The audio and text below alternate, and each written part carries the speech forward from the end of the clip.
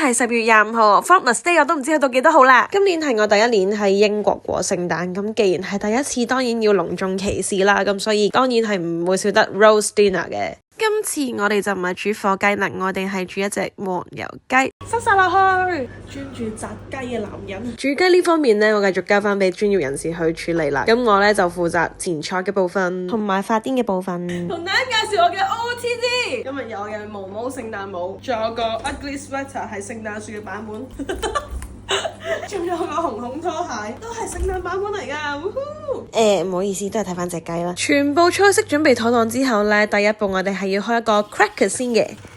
食聖誕大餐之前呢，就會同你同台食飯嘅人一齊拉開呢個拉炮，入邊就會放咗一啲小畫紙啊，一個紙做嘅皇冠同埋一啲小遊戲。係咪真係擺喺度？其實應該係好多地大嘅唔好處。今年都算係我人生以來第一次咁認真去過聖誕節。雖然我哋冇出去望啲咩聖誕燈飾啊咁樣，但係我哋喺屋企煮飯同埋有棵聖誕樹已經營造咗好好嘅氣氛啦。好緊張啊！哇！嗰陣你話叫唔好買咁多杯啊！呢個係我送嘅禮物。就係咁，聖誕就喺呢個開卡嘅時候結束咗啦。除咗英國嘅聖誕之外，我仲去埋其他歐洲國家體驗佢哋嘅聖誕市集。想知我去咗邊度就記住繼續留意我啦。